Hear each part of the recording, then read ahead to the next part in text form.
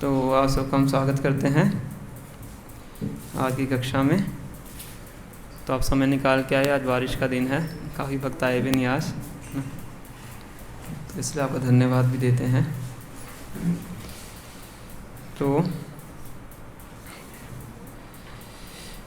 पिछले हफ्ते जो हमने चर्चा की थी वो 53 नंबर श्लोक तक हमने चर्चा किया था। कितने भक्त थे जो लास्ट क्लास में आए थे, पिछले रविवार को आए थे?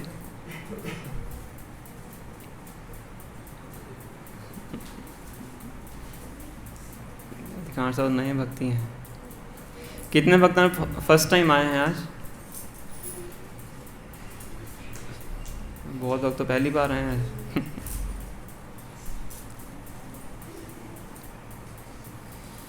ठीक है, तो आप में से कौन बता सकता है भगवद गीता शब्द का अर्थ क्या है? आप आगे आगे आ जाइए, जो बाद में भक्त आएंगे पीछे बैठेंगे।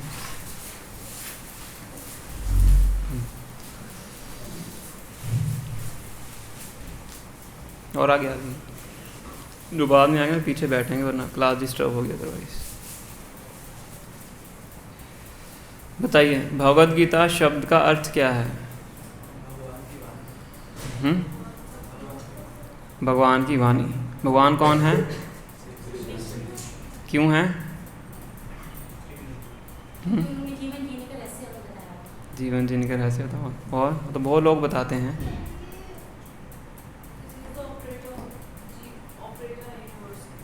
Operator of the universe, very nice. ब्रह्मांड के नियंता हैं। और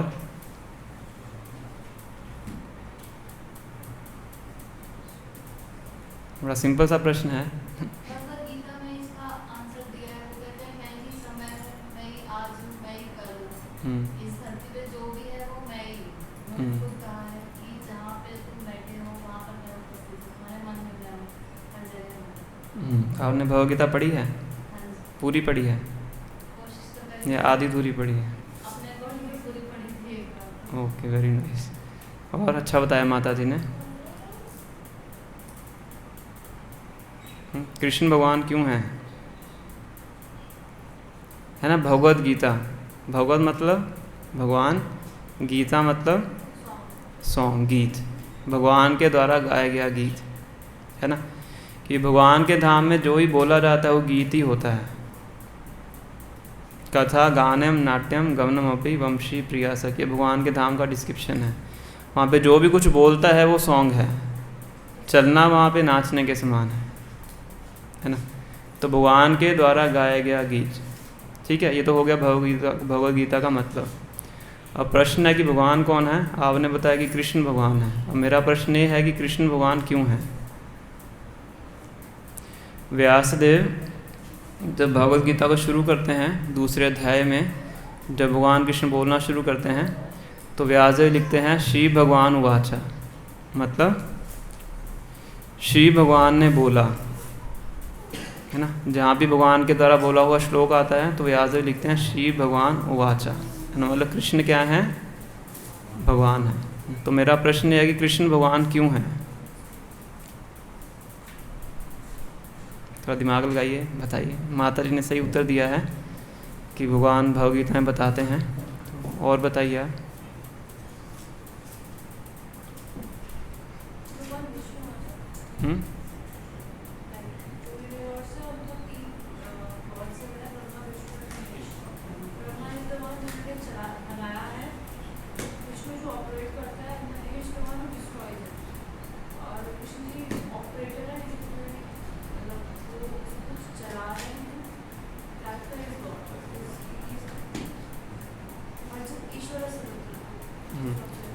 तो 50% ठीक है।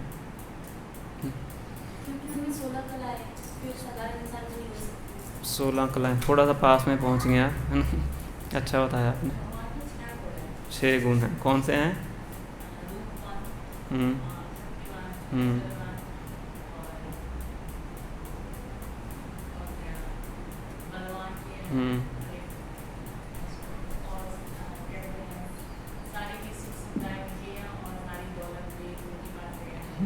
बहुत अच्छा होता है माता, है ना। भगवान वर्ड का मतलब क्या है? भग प्लस वान। भग मतलब ऐश्वर्य, वान मतलब जिसके पास वो है। जिसके पास 6 ऐश्वर्य पूर्ण मात्रा में हैं वो भगवान है ना। 6 ऐश्वर्य कौन से? ऐश्वर्यस्य समग्रस्य वीर्यस्य यशस्या ज्ञान वैराग्यश्चैव षड्भग इति गणा। पूर्ण रूप से जिनके पास ऐश्वर्य है, कंप्लीट ऐश्वर्य है, पूर्ण सुंदरता है, पूर्ण ज्ञान है, पूर्ण शक्ति है, पूर्ण वैभव है और पूर्ण वैराग्य है। हर चीज़ जिनके, जो 6 चीज़ें हैं जिनके पास क्या हैं? पूर्ण मात्रा में है, कंप्लीटली हैं,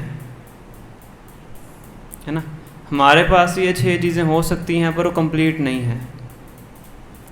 थोड़े सुंदर हो सकते हैं हम इस समाज में, थोड़ा सा हमारे पास धन हो सकता है, थोड़ा सा यश हो सकता है, थोड़ा सा ज्ञान हो सकता है ना। MA कर सकते हैं, PhD कर सकते हैं, इंजीनियरिंग कर सकते हैं, थोड़ा सा ज्ञान हो सकता है पर वो पूर्ण मात्रा में नहीं है। थोड़ी सी शक्ति हो सकती है, पर भगवान के पास क्या है? 100% पूर्ण मात्रा में है, कंप्लीट। ये 6 ऐश्वर्य। ऐश्वर्यस्य समग्रस्य, समग्रस्य मतलब 100% कंप्लीट, है ना। और जब भगवान कृष्ण आते हैं धराधाम में तो अपने इस ऐश्वर्य को दिखाते भी हैं, है ना। जैसे गोवर्धन को भगवान ने अपने उल्टे हाथ की कौन सी उंगली? छोटी उंगली के नोक के ऊपर 7 रात 7 दिन तक धारण करके रखा। किया किसी और ने ऐसा? है ना। ये है पूर्ण शक्तिमान। भगवान तो इससे ज़्यादा भी कर सकते हैं, ये तो करके दिखाया उन्होंने, है ना। पूर्ण सौंदर्य है, हर किसी को अपनी सुंदरता से भगवान मोहित करते हैं ना। पूर्ण ज्ञान, भगवान ने कुरुक्षेत्र की युद्ध भूमि में 45 मिनट में पूरी भगवद्गीता अर्जुन को बताई, है ना। और 5000 साल के बाद ही हमें इसको समझने के लिए दिमाग लगाना पड़ता है। 5000 साल हो गए, अभी तक हम इसको पढ़ रहे हैं, है ना। और पढ़ने के लिए हमें बहुत सोच विचार करना पड़ता है। ये भगवान का ज्ञान है। कोई ऑथर है जिसकी किताब 5000 साल तक चली हो? तो और भी चलेगी, 5000 साल तो भी निकले हैं, है ना। तो भगवान क्या है? पूर्ण ज्ञानवान है, पूर्ण वैराग्य है। इतना कुछ होने के बावजूद भी क्या है? पूर्ण वैराग्य है, किसी भी चीज़ से आसक्ति नहीं है, है ना। भगवान राम का अगले दिन राज्याभिषेक होने वाला था, है ना। रात को कई माता ने दशरथ जी को बोला कि इनको वनवास भेजना है ना। राज्य तो छोड़ दीजिए, यहाँ पे रहना भी नहीं है, जाके जंगल में रहना है ना। तो सुबह भगवान राम आते हैं दशरथ जी से मिलने के लिए, और कई माता कहती हैं कि आपके पिताजी चाहते हैं कि आप सब कुछ छोड़ के जंगल में चले जाइए, वहाँ पे जंगलों के जो कपड़े होते हैं, छाल, वृक्ष की छाल पहन के कंदमूल खा के रहिए। तुरंत भगवान वहाँ पे मृग छाल पहनते हैं, जो वृक्षों की छाल होती है, उसको पहन के जंगल चले जाते हैं। इतना बड़ा वैराग्य, 100%, है ना। तो ये जो 6 गुण, 6 ऐश्वर्य जिसके पास होते हैं उनको बोला जाता है भगवान। भग मतलब ऐश्वर्य, वान मतलब जिसके पास ये ऐश्वर्य है। तो इसीलिए कृष्ण क्या है? भगवान है। सबसे पहले तो पता होना चाहिए कि ऑथर कौन है। भगवद गीता समझने से पहले क्या पता होना चाहिए कि बोलने वाला व्यक्ति कौन है, तभी तो उसका मैसेज हम रिसीव कर पाएंगे। जो साधारण व्यक्ति नहीं है, स्वयं भगवान है, पूर्ण पुरुषोत्तम भगवान है ना। इसलिए व्यासदेव उनको श्री भगवान बोल के संबोधित करते हैं, ठीक है। और माता जी ने सही बताया कि भगवद गीता के अंदर भगवान अपनी इसके बारे में घोषणा कर अलग अलग जगह पे करते हैं। हम सर्वस्य प्रभु मत्तः सर्वं प्रवर्तते इति मत्वा भजन्ते माम बुद्धा भाव समन्विता। सब कुछ भौतिक जगत हो चाहे आध्यात्मिक जगत हो, सब मुझसे निकला है, और जो बुद्धिमान व्यक्ति इस चीज़ को जानता है वो मेरे भजन में लगता है, भगवान कहते हैं। इति मत्वा, जो इस चीज़ को जानता है, भजन्ते माम, मेरा भजन करता है। कैसे?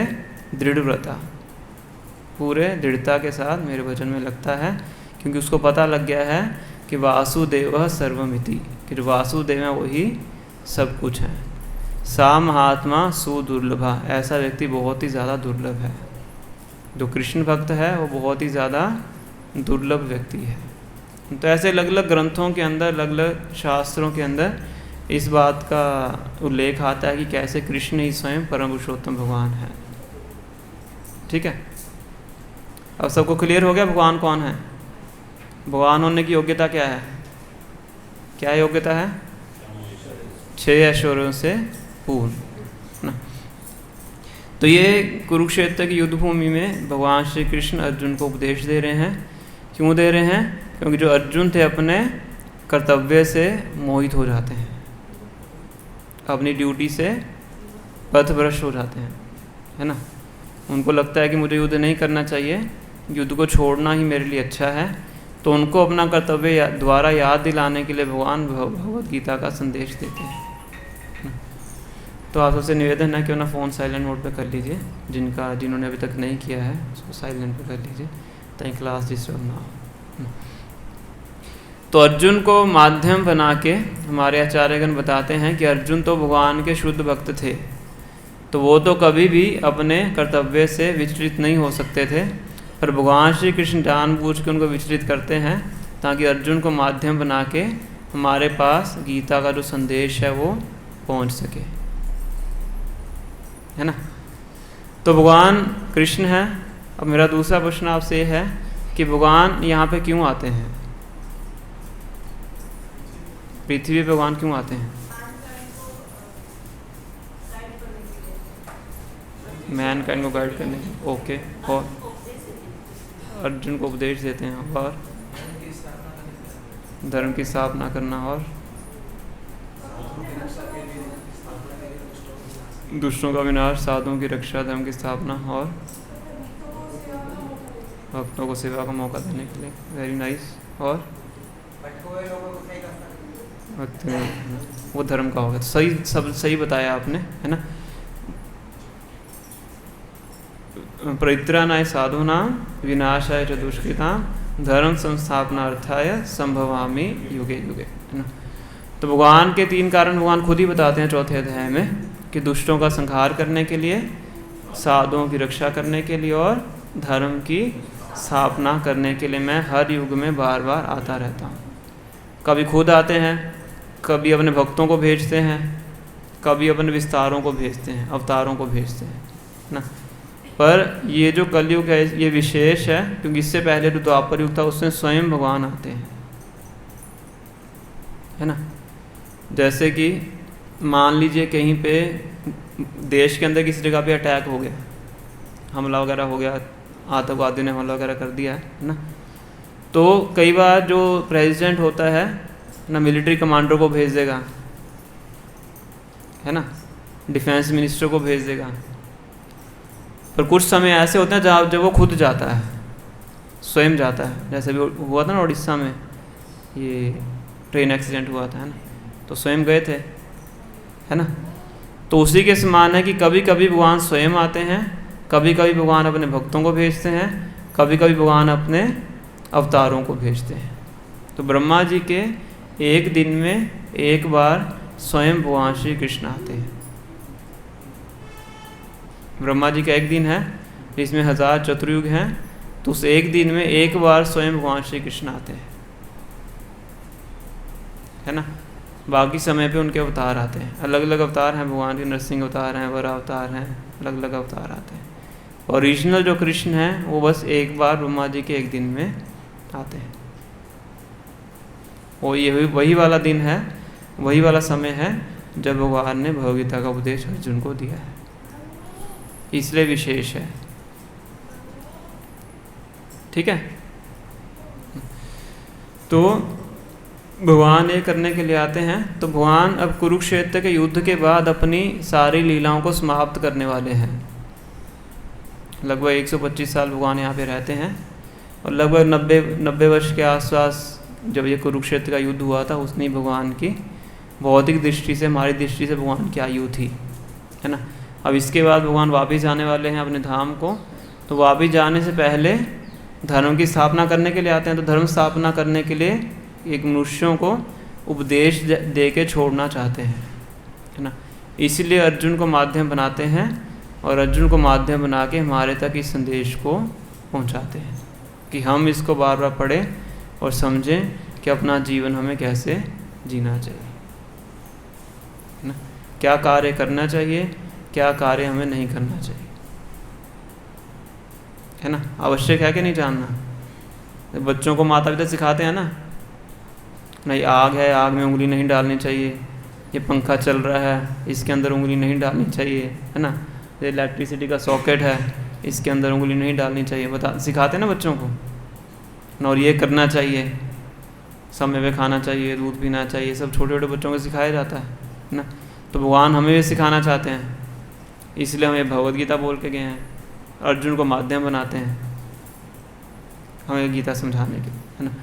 तो दूसरे अध्याय में भगवान ने अर्जुन को कर्म कांड के बारे में बताया, कर्म योग के बारे में बताया है ना, भक्ति योग के बारे में बताया है ना, और बहुत कुछ भगवान ने भगवद्गीता में दूसरे अध्याय में अर्जुन को बता दिया है ना।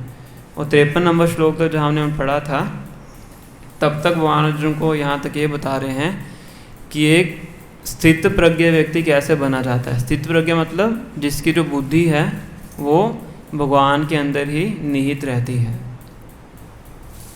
उसको बोलते हैं स्थित प्रज्ञ, है ना। तो 54वें श्लोक में अर्जुन भगवान से प्रश्न करते हैं कि जिस व्यक्ति की आप बात कर रहे हैं, जो कि बिल्कुल स्थिर बुद्धि का है, कभी विचलित नहीं होता है ना, उस व्यक्ति के लक्षण कैसे होते हैं, कैसे वो चलता है, कैसे वो बैठता है, कैसे वो बात करता है ना, होता है ना। जो कि बहुत ही बड़ा व्यक्ति होता है तो हर कोई जानना चाहता है कैसे कार्य करता है, कहाँ से शॉपिंग करता है ना, क्या खाता है, क्या पहनता है, उत्सुकता होती है कि नहीं। मुकेश अंबानी है, बिल गेट्स हैं, तो हर किसी को उत्सुकता होती है क्या क्या क्या करते हैं, है ना। तो अर्जुन ने पूछा कि जिस व्यक्ति की आप बात कर रहे हैं कि जिसकी चेतना हमेशा भगवान में ही फिक्स रहती है ना, जिसका पूरा माइंड पूरा स्थिर है, उस व्यक्ति के लक्षण कैसे हैं।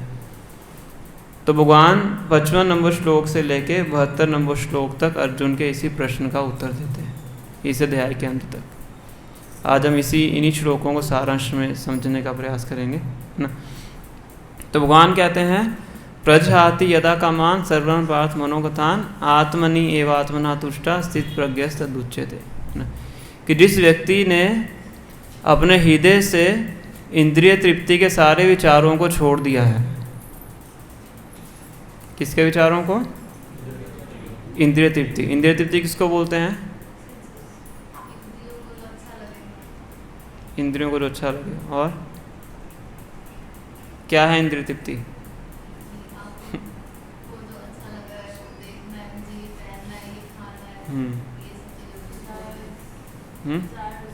मटेरियल डिज़ायर्स, है ना। अपनी इंद्रियों को तुष्ट करने के लिए जो किया गया कार्य होता है उसको बोलते हैं सेंस ग्रेटिफिकेशन, इंद्रिय तृप्ति अपने लिए, है ना। तो आत्म इंद्रिया प्रीति वांछा तारे बले काम, कृष्ण इंद्रिया प्रीति वांछा धरे प्रेम नाम। अपनी इंद्रियों की संतुष्टि के लिए किया गया जो कार्य होता है वो होता है इंद्रिय तृप्ति, है ना। इंद्रिय तृप्ति हम क्यों करते हैं? सेटिस्फैक्शन और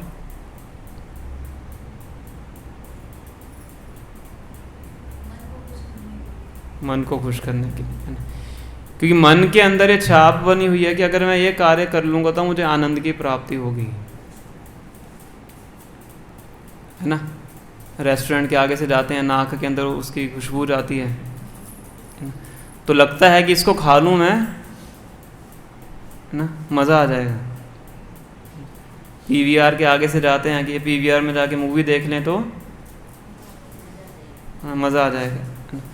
तो उससे क्या होता है, मन के अंदर एक इमेज बन जाती है, एक मेंटल इमेज बन जाती है कि इस कार्य को करके मुझे आनंद की प्राप्ति होगी, और वो कार्य हम अपने लिए करना चाहते हैं। इसको बोलते हैं इंद्रिय तृप्ति, है ना। पर इस संसार में तो सुख है ही नहीं, ये तो मैंने आपको बहुत छोटी सी उदाहरण दी है ना, तो इसको बड़े लेवल पे विस्तार कर सकते हैं आप, है ना। तो जब व्यक्ति उस चीज़ को प्राप्त करने के लिए बहुत प्रयास करता है और बहुत प्रयास करने का प्राप्त कर भी लेता है, फिर जो उसने अपेक्षा की होती है कि मुझे सुख प्राप्त होगा, उसको प्राप्त नहीं होता है, फिर उसको होती है फ्रस्ट्रेशन, है ना। जो उसने अपने मन के अंदर एक कहते हैं ड्रीमी स्टेट, एक सपना बनाया होता है ना, कि मैं इतना बड़ा बंगला बनाऊंगा, इतनी बड़ी गाड़ी लूँगा, ये सब चीज़ें करूँगा, तो सब कुछ प्राप्त कर लेता है, फिर उसको लगता है कि जो मैंने सोचा था, अपने मन में कल्पना की थी, वो सुख तो मुझे प्राप्त हुआ ही नहीं, है ना। फिर क्या होता है, उसको फ्रस्ट्रेशन होती है। इसलिए शास्त्र कहते हैं कभी भी इंद्रिय तृप्ति के पीछे भागना नहीं चाहिए, और जब हम इंद्रिय तृप्ति के पीछे भागते हैं तो हमारा नरक का दरवाज़ा खुल जाता है। क्यों खुल जाता है? क्यों खुलता है? उसके लिए गलत कार्य करने पड़ते हैं, है ना। और जो भौतिक प्रकृति है वो नहीं चाहते कि हम वो कार्य करें, क्योंकि वो हमारे लिए अच्छा नहीं है ना। इसीलिए पुनिशमेंट के रूप में उसको नरक में भेजा जाता है, क्योंकि इंद्रिय तृप्ति के लिए उसको बहुत गलत कार्य करने पड़ते हैं। एग्जाम्पल मैं पहले आपको बताता हूँ कि इंद्रिय तृप्ति को कैसे कंपेयर किया जाता है। जैसे कि डिवोटी एग्जाम्पल दे रहे थे कि जैसे एक रेज़र है ना, आपने सुनी होगी, तो वो रेज़र है, शार्प है, उसके ऊपर आपने शहद लगाया हुआ है और आप उसको चाटने का प्रयास कर रहे हैं, क्या होगा? ब्लेड देखा, ब्लेड, उसके ऊपर आपने शहद लगा लिया ना, तो बाहर से क्या लग रहा है आपको? क्या है? शहद है ना, मिठास का अनुभव होगा ना। उसको आप ऐसे करके चाट रहे हैं, खून निकलेगा, है ना। इसको बोलते हैं इंद्रिय तृप्ति। एक एग्जांपल और देते हैं कि जैसे जंगलों के अंदर अंधकूप होते हैं। अंधकूप मतलब ऐसे कुएं होते हैं जिसके अंदर पानी नहीं होता है ना, तो उनको ऊपर से घास ढक लेता है ना। तो व्यक्ति को लगता है कि तो बहुत सॉफ्ट घास है, मैं इसके ऊपर जाके लेटूंगा, तो जब लेटता है तो क्या होता है? उसके अंदर गिरता है ना। तो ये जो भौतिक जगत है, इसके अंदर हम जब इंद्रिय तृप्ति के पीछे भागते हैं तब हमें इस प्रकार से रिजल्ट मिलता है। बाहरी रूप से लगता है कि मैं अपनी खुशी के लिए कार्य कर रहा हूँ, पर उसके अंदर बहुत से पाप कर्म उसको करने पड़ते हैं ना। तो मान लीजिए एग्जांपल देते हैं कि जैसे घर में हम कुकिंग करते हैं कि नहीं, तो कुकिंग के दौरान कौन कौन से पाप हमें करने पड़ते हैं? कौन कौन कुकिंग करता है घर में? माताएं तो सब करती होंगी कुकिंग, है ना। कुकिंग के दौरान कौन कौन से पाप होते हैं? नहीं होते पाप? बताइए।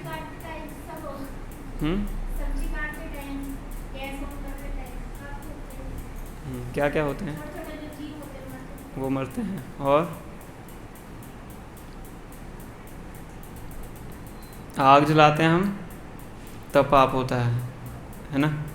जीव जंतु मरते हैं, कुछ ऐसे जीव जंतु होते हैं बहुत छोटे छोटे, हमें दिखते भी नहीं हैं, है ना। सब्जी काटते हैं तब पाप होता है। इस तरह से पांच चीज़ें बताई जाती हैं, मुझे पांचों याद नहीं है। उसमें से क्या आग जलाना, और एक था कि मतलब पहले घड़े होते थे, घड़े से पानी लेते थे, तो घड़े के नीचे काफ़ी जीव जंतु रहते थे, वो मर जाते थे। इसमें 4-5 चीज़ें बताई जाती हैं कि जगत ऐसे ही बना है, इसके अंदर आपको पाप करना ही पड़ता है ना। अगर आप भक्ति नहीं कर रहे हैं तो उस पाप का आपको रिएक्शन मिलता है ना। अगर आप इंद्रिय तृप्ति के अपनी खुद के लिए वो कार्य करते हैं तो आपको सारे पाप लेने पड़ते हैं, है ना। तो वन फर्स्ट सिम्टम बता रहे हैं उसका, प्रजहाति यदा कामान सर्वान पार्थ मनोगतान, कि वो व्यक्ति हमेशा सेंस ग्रेटिफिकेशन से, इंद्रिय तृप्ति से दूर रहता है ना। अपनी इंद्रियों के बारे में ना सोच के किसके बारे में सोचता है? भगवान की सेवा के बारे में सोचता है। भगवान को प्रसन्न करने के लिए सोचता है ना। अब क्योंकि भगवान क्या हैं, सभी जीवात्माओं के क्या हैं, अंशी हैं, हम सब भगवान के अंश हैं। और जो व्यक्ति भगवान से प्रेम करता है तो सब जीवात्माओं से प्रेम करता है ना। तो क्योंकि भगवान की सेवा करता है, इस तरीके से सभी जीवात्माओं की सेवा करता है। इसे जो साधु होता है उसका जीवन दूसरों के लिए होता है, वो दूसरों की सेवा करता है, दूसरों को भगवान के साथ जोड़ता है ना। इससे उनको प्रसन्नता प्रदान करता है, उनके जीवन में से पापों को ख़त्म करता है, उनको भगवान के साथ जोड़ता है, उनको भगवान के पास जाने के लिए प्रेरित करता है। क्योंकि भगवान से प्रेम करता है इसलिए सभी जीवात्माओं से प्रेम करता है ना। चाहे कोई पशु पक्षी कीट पतंगा क्यों ना हो, किसी को भी मारना नहीं चाहता है क्योंकि उसके हृदय के अंदर प्रेम है ना। तो फर्स्ट सिम्टम क्या है कि वो इंद्रिय तृप्ति की इच्छाओं से मुक्त है। तो इसके आगे जाके भगवान उसका एग्जाम्पल भी देते हैं। जैसे कछुआ होता है ना, कछुआ, कितनों ने कछुए को देखा है? टॉर्टोइज कितने लोगों ने देखा है? बहुत ने देखा है ना। तो उसका शेल होता है ना, शेल से उसकी कितनी लिम्स बाहर होती हैं? 4 5 और 4, हाँ लिम्स तो 4, मतलब अंग कितने बाहर होते हैं? 6 4 हाथ, मुंह और एक पूंछ है ना, 6 बाहर होती है ना। तो जब भी वो किसी खतरे को, उसको लगता है खतरा आने वाला है, तो क्या करता है? सब अंदर खींच लेता है ना। पूरा डब्बा सा ही लगता है, अगर कुछ भी कर लो कोई फ़र्क नहीं पड़ने वाला है, हाथी भी आ रहा है तभी उसका कुछ नहीं हो सकता है ना। तो ऐसे ही जिस व्यक्ति की इंद्रियां उसके वश में हैं, जब वो इंद्रिय तृप्ति के साधन देखता है तो अपनी इंद्रियों को उसी प्रकार से अंदर खींच लेता है जैसे कछुआ खींच लेता है। मतलब इंद्रिय विषयों के साथ वो उसको संपर्क में नहीं लेके आता है। यह है वर्ष नंबर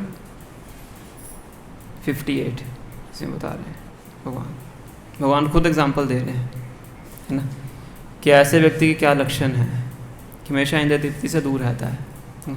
और दूसरा सिम्टम क्या बता रहे हैं वर्ष नंबर 56 में, दुखेषु अनुदिग्न मना सुखेषु विगत स्पृहा वीत राग भय क्रोधा सिद्धिर्मुनि उच्यते। कि जब उसके जीवन में दुख आते हैं, कष्ट आते हैं, तो उनसे कभी विचलित नहीं होता है ना। जब दुख आते हैं तो बड़े से बड़ा व्यक्ति विचलित हो जाता है इस संसार के अंदर, होता कि नहीं? कितनों को लगता है कि ऐसा होता है कि दुख आने पे हम विचलित होते हैं? होते हैं, हर कोई होता है ना। बड़े से बड़ा व्यक्ति दुखी हो जाता है, विचलित हो जाता है ना। पर जो स्थित प्रज्ञ व्यक्ति है, जो भगवान का भक्त है, वो कभी भी दुख आने पे भी विचलित नहीं होता है, क्योंकि उसको इस चीज़ का ज्ञान है कि जो सुख और दुख हैं वो सर्दी और गर्मी की तरह आते और जाते रहते हैं। अभी गर्मी है ना, गर्मी चलेगी, आज बारिश आई तो 2 महीने बाद गर्मी चली जाएगी, अगले साल फिर आ जाएगी ना, आती जाती रहेगी है ना। इसलिए सुख दुख हैं वो भी कहेंगे कैसे रहेंगे? आते जाते रहेंगे। भगवान अर्जुन को कहते हैं मातृ स्पर्शा सुकौंतेया शीत उष्ण दुख दुगा शीत उष्ण सुख दुखदा आगम अपाइनो अनित्या स्ताम तितिक्षस्व भारत। कि हे अर्जुन, ये सुख और दुख किसकी तरह है? शीत और उष्ण, सर्दी और गर्मी की तरह। आगम अपाइनो अनित्या, आएंगे जाएंगे और नित्य नहीं है, इसलिए इनको सहन करो है ना। आपके ही कर्मों का फल है, अलग अलग तरीके से मिल रहा है आपको, तो उसको आप सहन कीजिए और साथ में जो आपका कर्तव्य है उसको करते रहिए है ना। जो दुखों में द्विग्न नहीं होता है और सुख के अंदर भी द्विग्न नहीं होता है, समभाव रहता है, इक्वानिमिटी इंग्लिश में बोलते हैं है ना। समभाव रहता है और अपनी ड्यूटी को करता रहता है ना। कौन कर सकता है ऐसा? भगवान का भक्त कर सकता है कि उसको ज्ञान है। ठीक है, दूसरा सिम्टम भगवान उस व्यक्ति का बता, थोड़ा टेक्निकल सेक्शन है, इसमें मैं आपको सारांश में बता रहा हूँ है ना। पहला सिम्टम था कि वो कभी भी इंद्रिय तृप्ति में लिप्त नहीं होता है। दूसरा बताया है कि दुख में अनुद्विग्न नहीं होता है। तीसरा है सुख के अंदर भी जाके विचलित वो नहीं होता है, दोनों में संभाव रहता है ना। कभी उसको सम्मान मिलता है, कभी उसको अपमान मिलता है, कभी उसकी हार होती है, कभी उसकी पराजय होती है, कभी उसको हानि होती है, कभी उसको लाभ होता है ना। किसी भी जगह पे वो विचलित नहीं होता है, अपना संभाव रह के अपने कर्तव्य को करता रहता है। क्लियर है? कर्तव्य क्या है हमारा?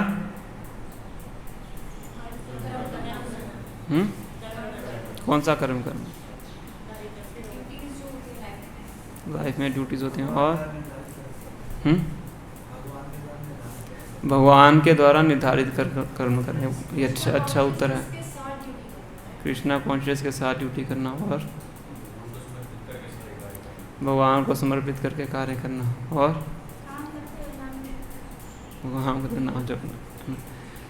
कर्तव्य हमारे 2 स्तर के होते हैं। पहला कर्तव्य है हमारा शारीरिक स्तर का, जिसको बोलते हैं कंडीशनल ड्यूटी, है ना। ये शरीर है हमारा, इस शरीर से संबंधित कुछ कार्य होते हैं, है ना। मैं पिता हूँ, मेरे बच्चे हैं, या मैं बच्चा हूँ, मेरे माता पिता हैं, है ना। तो इस संबंध को लेके हमारे कुछ कर्तव्य हैं। शरीर के कारण है ना, सब शरीर के संबंध हैं। तो इस शरीर के संबंधों के कारण कुछ कर्तव्य होते हैं, उसको बोलते हैं कंडीशनल ड्यूटी, है ना। ये भी हमारी ड्यूटी है, पर ये टॉप मोस्ट नहीं है। क्यों टॉप मोस्ट क्यों नहीं है? टॉप मोस्ट क्यों नहीं है? जैसे आपने बताया कर्म करो, आपने बोला कि अपनी ड्यूटीज़ करो।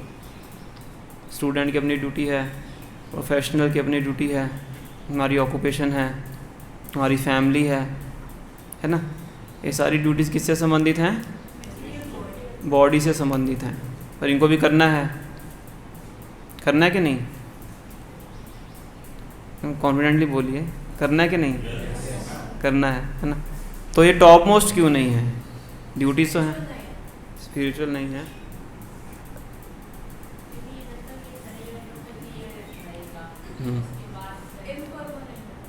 Very nice. ये सब क्या है? टेम्परेरी है।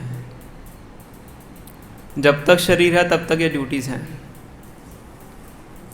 जैसे शरीर छोड़ दोगे सारी ड्यूटी ज़ीरो, उसी क्षण, है ना। शरीर खत्म, सारे संबंध खत्म, विद इन अ सेकेंड। सत्य है कि नहीं? सत्य है ना। पर ये करना है क्योंकि ये जिम्मेवारी आपको दी गई है, आपने खुद ली है ना। इसको करना है, पर ये भी साथ में पता होना चाहिए कि ये टॉप मोस्ट ड्यूटी नहीं है। ये भी धर्म है, मातृ धर्म है, पितृ धर्म है, देश धर्म है, सब धर्म है, अलग अलग प्रकार के धर्म हैं, इनको भी करना है, पर ये टॉप मोस्ट नहीं है। टॉप मोस्ट क्या है? सावै पुंसाम परो धर्मो यतो भक्तिरधोक्षजे अहेतु की अप्रतिहता ये आत्मा सुप्रसिद्धति, है ना। वो ड्यूटी जिसका संबंध आत्मा से है। आत्मा शाश्वत है कि नहीं?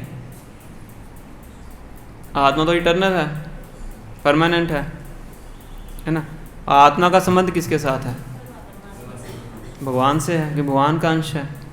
तो जो आत्मा का कर्तव्य भगवान के प्रति है, वो कर्तव्य आपका परमानेंट कर्तव्य है, वो आपकी परमानेंट ड्यूटी है, वो मृत्यु के बाद भी जारी रहेगी, है ना। फिर साई पुंसाम परो धर्मो, धर्म तो बहुत हैं, पर टॉप मोस्ट धर्म क्या है? यतो भक्तिर अधोक्षजे।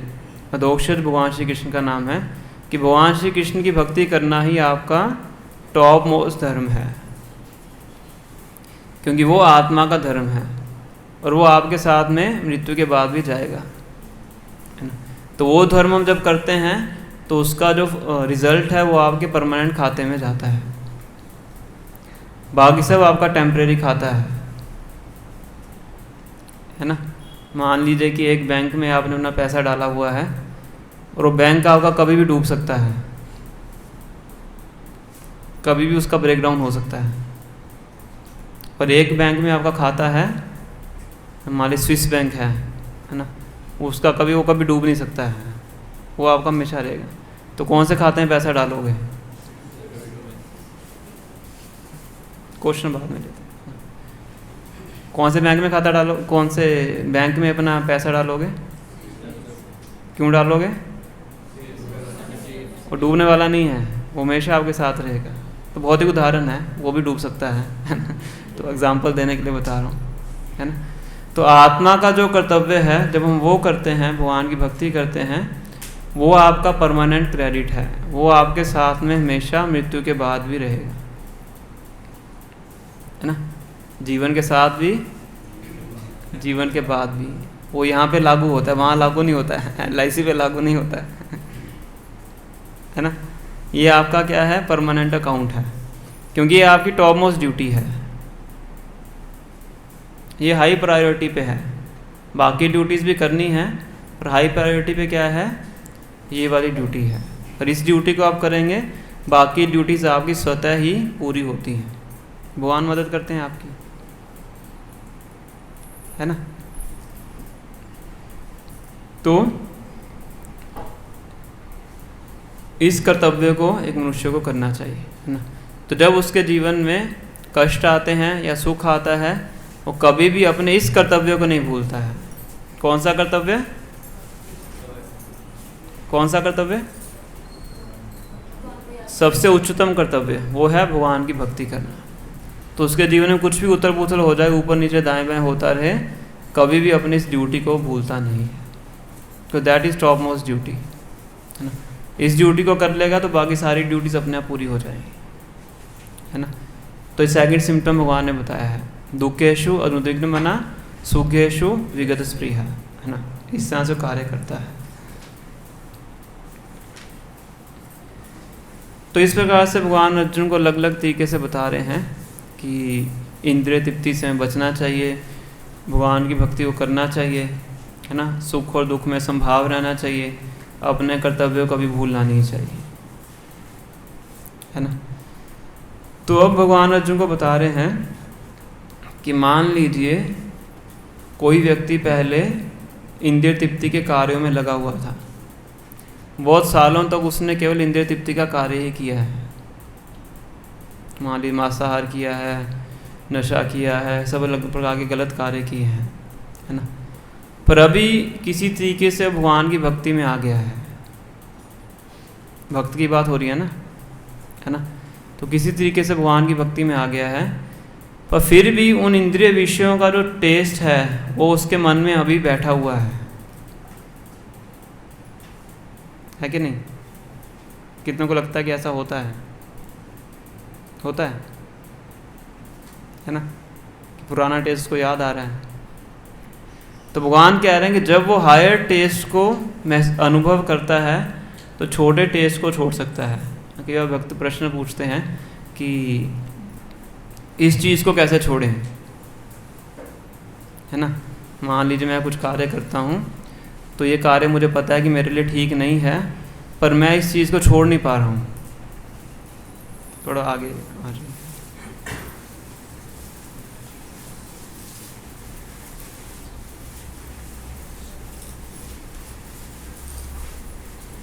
कितने भक्तों को लगता है कि ऐसा आपके जीवन में होता है, कोई चीज़ आप छोड़ना चाहते हैं ना, पर आप छोड़ नहीं पा रहे हैं, होता कि नहीं?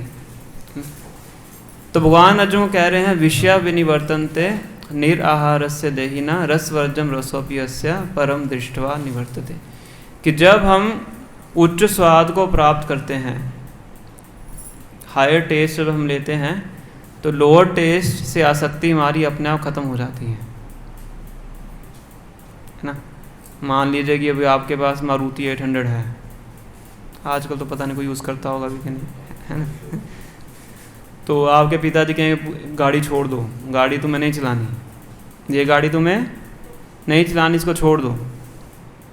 क्या मैं नहीं छोड़ूंगा ना, दोस्तों के साथ घूमने जाता हूँ, ये सब करता हूँ गाड़ी के अंदर। तो वही पिताजी अगले दिन उसके सामने मर्सिडीज़ गाड़ी लाके खड़ी करते हैं, है ना। ये क्या है? मर्सिडीज़ आपके लिए, है ना। तो तुरंत वो मारुति 800 को छोड़ देगा, पलट के देखेगा भी नहीं। क्यों छोड़ देगा? उच्च स्तर का स्वाद मिल गया उसको, है ना। तो इसी प्रकार से हम आध्यात्मिक जीवन में लगते हैं तो हमें उच्च स्वाद की अनुभूति होती है, हायर टेस्ट मिलता है ना। उसके सामने जो भौतिक इंद्रिय तृप्ति है उसको बहुत तुच्छ लगती है, जैसे मर्सिडीज़ के आगे मारुति 800 है ना। तो इसीलिए बहुत ही सरलता से उसका परित्याग कर देता है, वेरी इजीली। मुझे नहीं चाहिए क्योंकि मुझे अब हायर चीज़ प्राप्त हो गई है ना। प्रभुपाद जी अमेरिका में गए थे 1965 में, तो उस टाइम पे वहाँ पे हिप्पी मूवमेंट ये सब चल रहा था, लोग नशे वगैरह LSD वगैरह सब लेते थे, है ना। तो प्रभुपाद जी कहते हैं कि मैं आपको ऐसा नशा दूंगा जो कभी उतरेगा नहीं। ये नशा तो जो आप करते हैं उतर जाता है कुछ समय के बाद, है ना। तो मैं आपको ऐसा नशा दूंगा जो कभी उतरेगा नहीं, और उसके लिए पैसे की आवश्यकता भी नहीं है ना। लेक्चर दे रहे थे प्रभुपाद, तो उसमें रिपोर्टर्स आए हुए थे, तो उन्होंने अगले दिन फ्रंट पे न्यूयॉर्क टाइम्स में खबर छाप दी, Swami says stay high for ever. Swami ji says stay high for ever, ना ऊपर ही रहो, नीचे आने की आवश्यकता नहीं है ना। तो कौन से स्वाद की बात कर रहे थे? वो था स्पिरिचुअल टेस्ट, आध्यात्मिक जीवन का आनंद या कृष्ण भक्ति का आनंद। अभी तो आप क्या गटर का आनंद है वो अनुभव कर रहे हैं, है ना। शराब पी के गटर में गिरे रहते हैं, कोई आनंद है?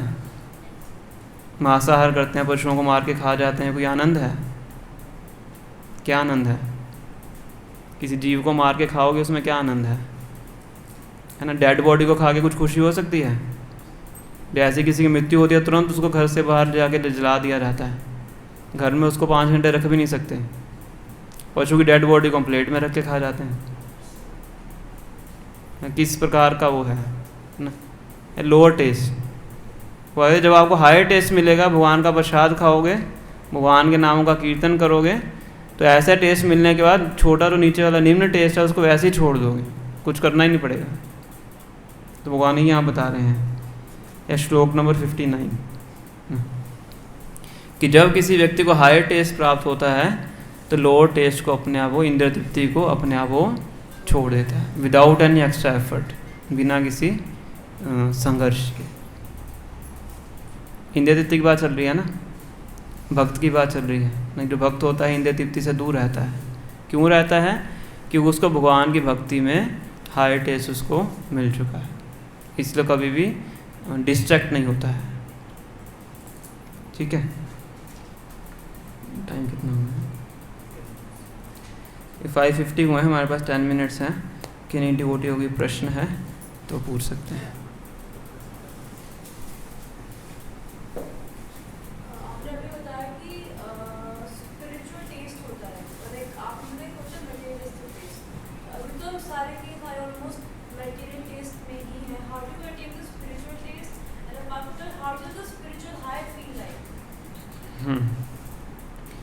तो 2 प्रश्न हैं आपके। पहला है कि स्पिरिचुअल टेस्ट कैसे प्राप्त कर सकते हैं, है ना, और स्पिरिचुअल टेस्ट होता कैसा है ना, ये प्रश्न है। तो प्रभुपाद से एक बार हिप्पी लोग पूछते हैं कि स्वामी जी आध्यात्मिक जगत कैसा होता है? क्या कैसा होता है आध्यात्मिक जगत? अब प्रभुपाद ने देखा कि उसको तो सिर्फ LSD पता क्या है ना, उसके लिए सुख क्या है? LSD है। तो प्रभुपाद कहते हैं आध्यात्मिक जगत वो है which is full of LSD, जो कि LSD से भरा हुआ है, ताकि वो समझ सके कि वहाँ कितना आनंद है ना। तो जो स्पिरिचुअल वर्ल्ड है या भक्ति का जो आनंद है, बताया जाता है कि इतना ज़्यादा है कि जो शरीर है उस आनंद को अनुभव भी कर नहीं पाता है, इसलिए शरीर के अंदर भी ट्रांसफॉर्मेशन आ जाती है। इसको बोलते हैं अष्ट सात्विक विकार, है ना। और इसको बोला गया है आनंदाम बुद्धि वर्धना। समुद्र होता है ना, समुद्र में हमेशा वर्धन होता रहता है, इंक्रीमेंट होता रहता है, लहरें आती रहती हैं, है ना। इसलिए स्पिरिचुअल एंजॉयमेंट है वो हमेशा बढ़ती रहती है, होती है। हाँ, तो वो फिर अनुभव करके पता लगती है। अनुभव कैसे करें? अनुभव हम कर सकते हैं जब हम भगवान के नामों का उच्चारण करते हैं, क्योंकि हम स्पिरिचुअल हैं, आत्मा स्पिरिचुअल है ना। तो जब उसका संपर्क किसी स्पिरिचुअल चीज़ से होता है तभी उसको आध्यात्मिक आनंद की अनुभूति होती है। तो ये प्रैक्टिस करने के बाद पता लगता है। वर्ड्स में तो शास्त्रों में डिफाइन किया हुआ है, पर इसको समझ तभी आता है जब इसको अपनी लाइफ में प्रैक्टिस करते हैं। इसके लिए साधना करनी पड़ती है। प्रैक्टिस में साधना।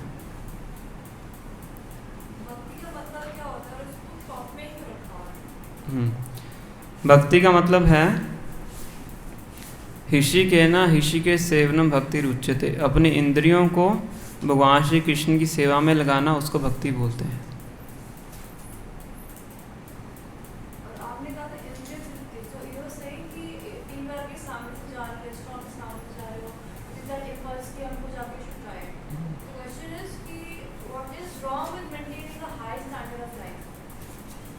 High standard of life. High standard से आप क्या समझते हैं?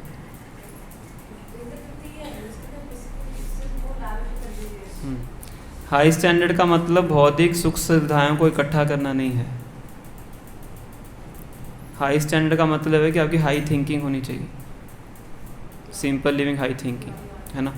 मटेरियल कंफर्ट्स को इकट्ठा करना वो हाई स्टैंडर्ड नहीं है। हाई स्टैंडर्ड मतलब हाई स्टैंडर्ड का व्यक्ति वो होता है जो अपने बारे में कम सोचता है, दूसरों के बारे में ज़्यादा सोचता है।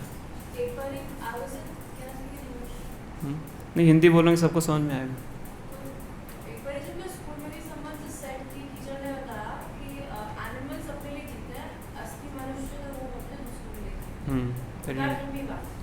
उसके बाद ऐसा सेम थिंग कि मैं तुम्हारा साइकोलॉजी टीचर कॉलेज में, तो she was like you know you should for yourself, stop living for दूसरों के लिए जीना छोड़। सो व्हाट डिड उन्होंने ऐसा किया और तो उन्होंने एक बारी भी लेती ना इसको, तो अगर हम इसका एक कहते हैं सेल्फ एक्चुअलाइजेशन, इसका नाम अब उन्होंने ऐसा क्यों बोला वो तो मुझे पता नहीं, मैं आपको उसमें बता सकता हूँ, है ना। ऐसा नहीं है कि ज़िंदगी एक बार ही मिलती है।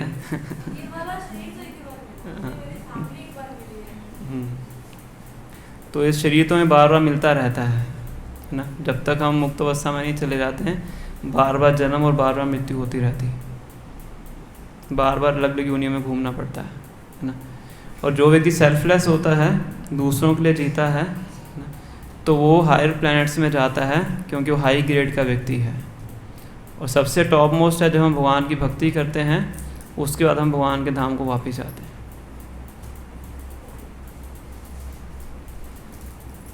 ठीक है, किसी और का कोई प्रश्न है? फिर बाद में आएंगे माता जी के पास।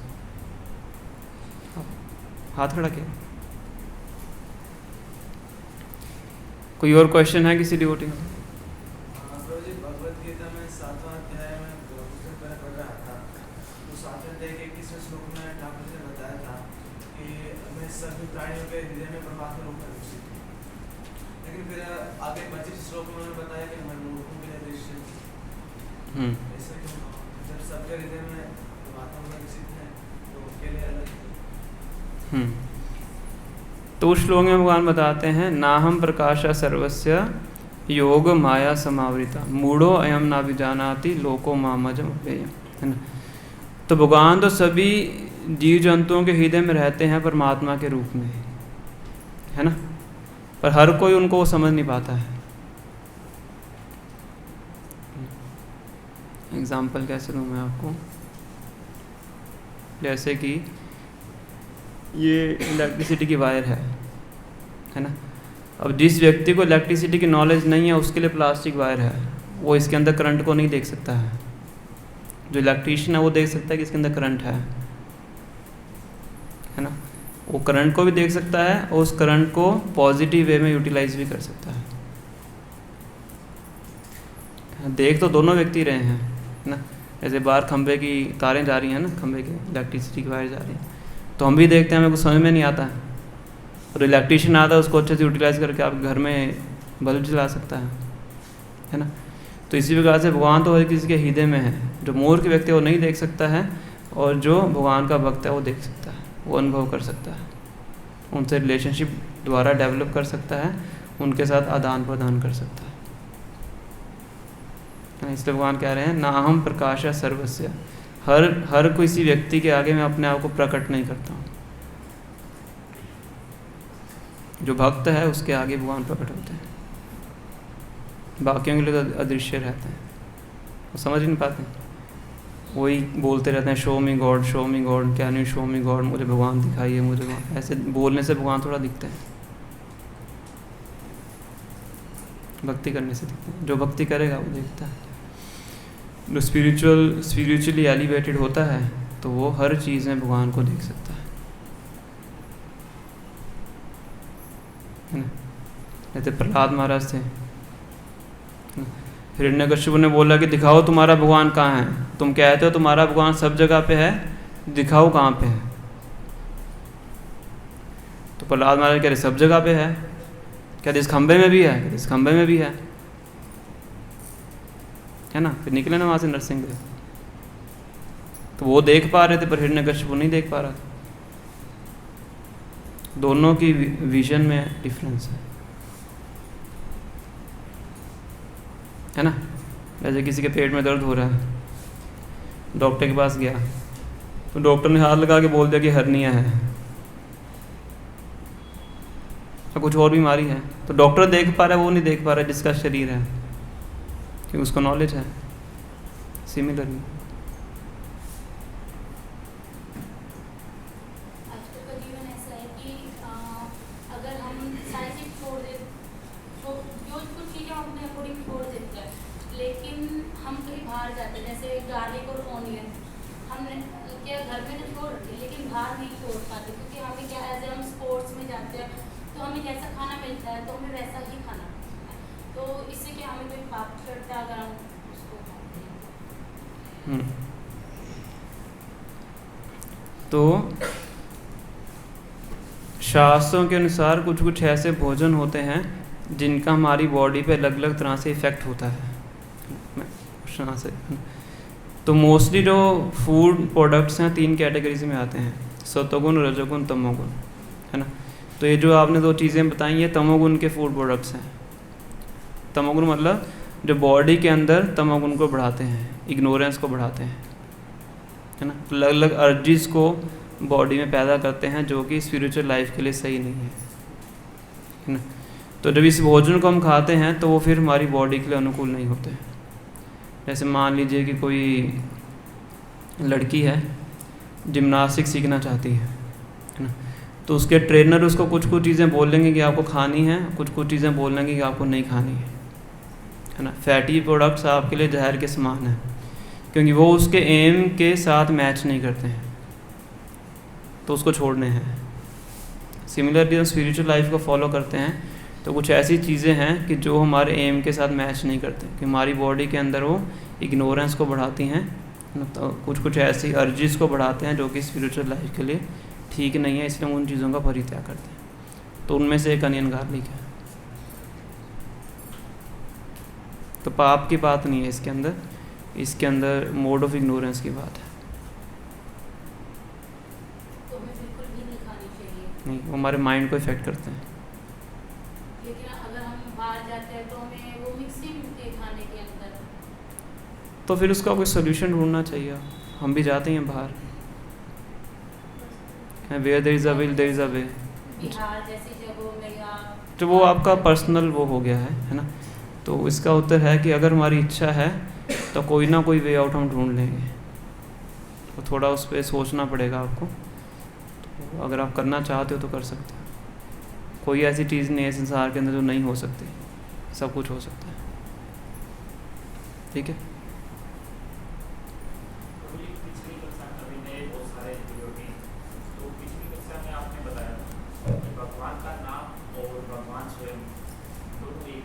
तो उसमें थोड़ी सी भक्तों को नए भक्तों को जो महत्व का बताएं, और हरे कृष्ण महामंत्र जो महामंत्र को बोला गया है, तो इसका अर्थ हरे का मतलब राधा, इसके ऊपर थोड़ा सा तो प्रभु जी की इच्छा है कि हरि नाम के बारे में थोड़ा बताया जाए, क्योंकि कुछ भक्त हैं जो आज पहली बार आए हैं ना। तो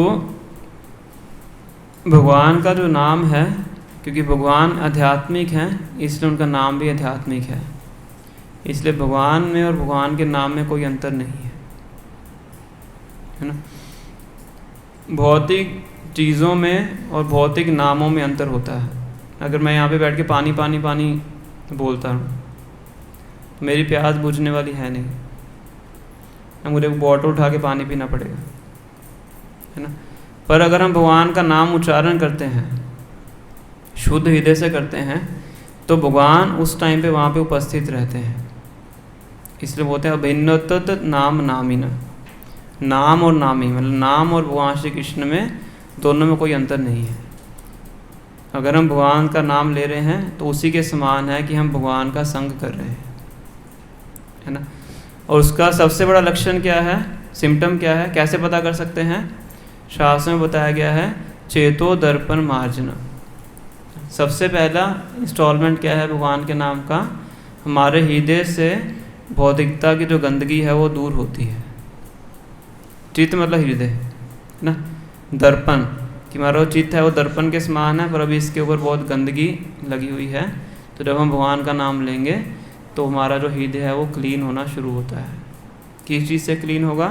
काम, क्रोध, लोभ, मोह, मद, मात्सर्य, मटेरियल डिज़ायर्स, गुस्सा, ना, ईर्ष्या, द्वेष, ना, पागलपन, ये सब चीज़ें हमारे हृदय से हटती हैं जब हम भगवान का नाम लेते हैं।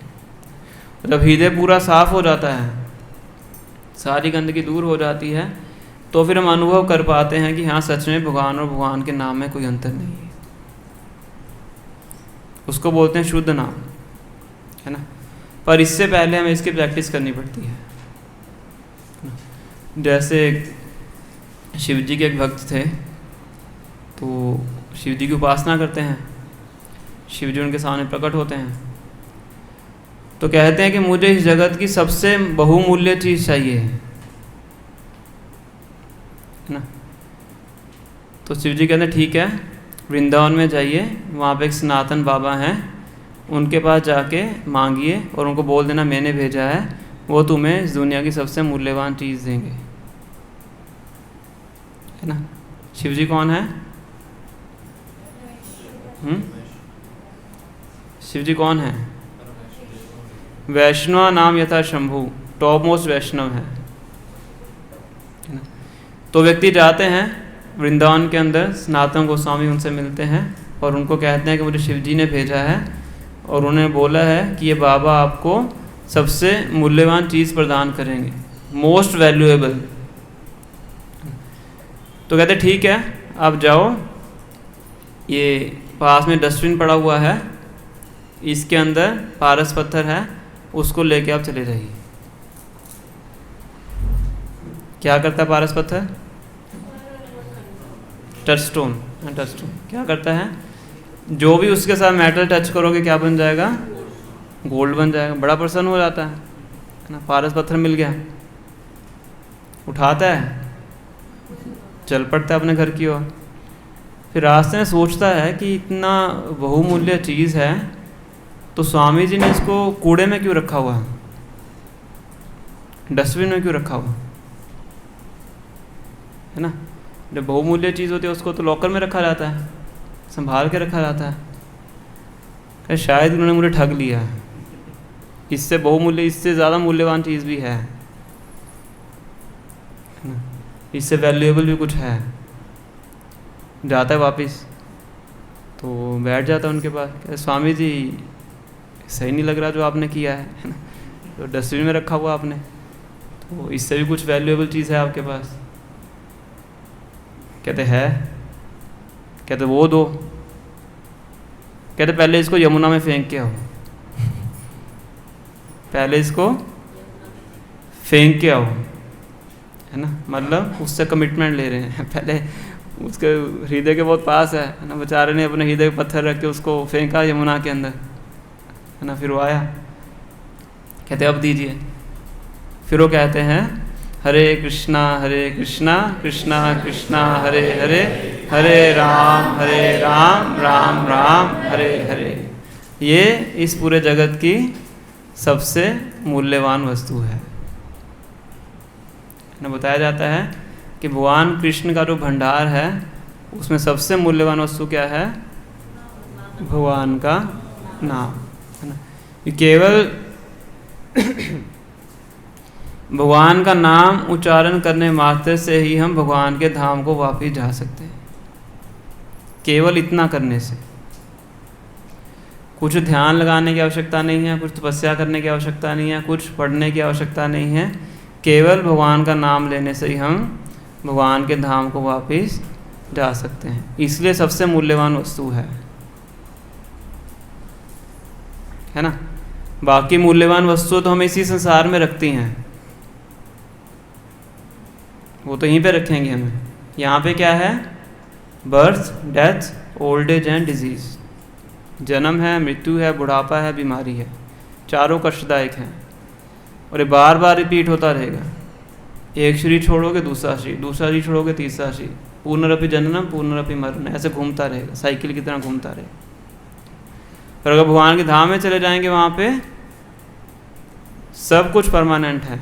No birth, no death, no old age and no disease. पर भगवान भी हैं, है ना। तो वहाँ पे जाने का प्रोसेस क्या है? भगवान के नाम का उच्चारण। इसलिए सबसे मूल्यवान चीज़ है। ब्रह्मा जी कहते हैं, इति षोडशकम नाम कलि कल्मषनाशनम नातो परतरूपाय सर्व वेदेषु दृश्यते। कि सारे वेदास को मैंने पढ़ लिया है, सब कुछ छान मारा है ना। ये जो 16 अक्षरों का महामंत्र है, ये कलयुग के सारे कल्मषों का नाश करने वाला है। इससे बढ़ के कुछ भी नहीं है। इसलिए हम इस हरे कृष्ण महामंत्र का जप करते हैं। और ये केवल भगवान के नाम है। हरे मतलब श्रीमती राधा रानी, कृष्ण भगवान श्री कृष्ण का नाम है, और राम भी भगवान श्री कृष्ण का नाम है। राम मतलब जो दूसरों को आनंद देता है। हरे कृष्णा कृष्णा कृष्णा हरे हरे, हरे राम राम राम हरे हरे। और जो इस मंत्र का उच्चारण करता है उसको स्वयं ही अपने अंदर आध्यात्मिक आनंद की अनुभूति होती है। और जब उस आनंद को अनुभव करता है तो बाकी जो छोटे मोटे आनंद हैं इस जगत के, उसको अपने आप छोड़ देता है। और बहुत से लोग इसका अनुभव कर रहे हैं, केवल भारतीय नहीं बल्कि जो पाश्चात्य देश के लोग हैं वो भी इसका अनुभव कर रहे हैं। और इसलिए हज़ारों की संख्या में लोग भगवान श्री कृष्ण की भक्ति को अपना रहे हैं। कभी भी जाके देख सकते हैं। वृंदावन जाइए, मायापुर जाइए, आपको हर रंग का व्यक्ति वहाँ पे दिखेगा। येलो भी दिखेगा, ब्लैक भी दिखेगा, वाइट भी दिखेगा, ब्राउन भी दिखेगा, चाइनीज़ भी हैं, चाइनीज़ हैं, आपको नहीं देखे होंगे पर हैं, हर साल आते हैं।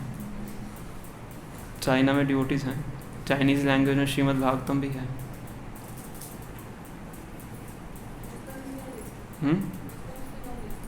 कम है पर हैं। पाकिस्तान में टेंपल है। अलग तरीके से है, न्यूज़ में भी आया था। तो हर जगह पे आप कृष्ण भक्ति को देख सकते हैं कि भगवान तो सबके हैं। जगन्नाथ मतलब जगत के नाथ। आत्मा का भगवान से संबंध है। तो ये सब तो शरीर हैं। काला शरीर है, सफ़ेद शरीर है, येलो शरीर है, सब शरीर हैं। शरीर तो टेम्परेरी है। इसलिए वो बोलते हैं दिस इज स्पिरिचुअल साइंस। ये कोई धर्म नहीं है, दिस स्पिरिचुअल साइंस, अध्यात्मिक विज्ञान है। इसका कोई धर्म से वो नहीं है।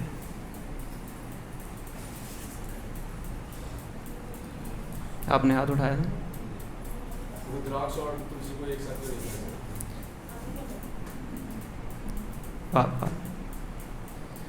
रुद्राक्ष का मुझे ज्ञान नहीं है, तुलसी के बारे में बता सकता हूँ मैं। तुलसी भगवान श्री कृष्ण की भक्त हैं, है ना, इसलिए हम उनको गले में पहनते हैं। मुझे आइडिया नहीं है रुद्राक्ष का, और एक साथ नहीं पहन सकते, मैंने कभी सुना नहीं ऐसा कुछ, है ना। तुलसी भगवान श्री कृष्ण की भक्त हैं, इसलिए उनको गले में पहनाया जाता है। हम माला भी करते हैं, तुलसी पे करते हैं, गले में हम तुलसी माला पहनते हैं।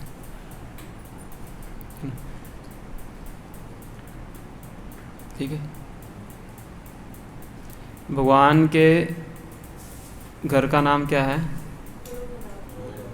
वृंदावन, वृंदा कौन है? तुलसी। समझ रहे कितना निकट का रिलेशनशिप है। राधा वन नहीं है, कृष्ण वन नहीं है, क्या है? वृंदावन है ना।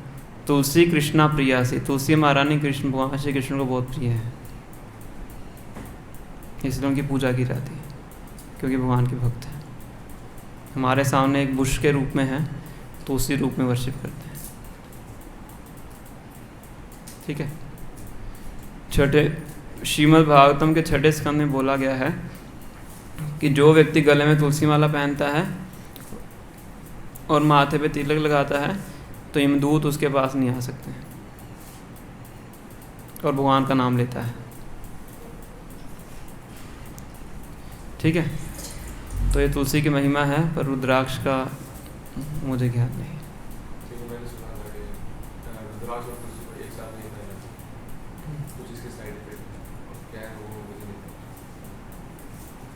तुलसी का कोई साइड इफेक्ट नहीं है। तुलसी तो भगवान में, मुझे आइडिया नहीं। तो रुद्राक्ष का मुझे पता नहीं, ना मैंने कभी पहना है, ना मैंने कभी रिसर्च किया है, ना मैंने कभी पढ़ा है। ठीक है। कोई और प्रश्न है किसी का?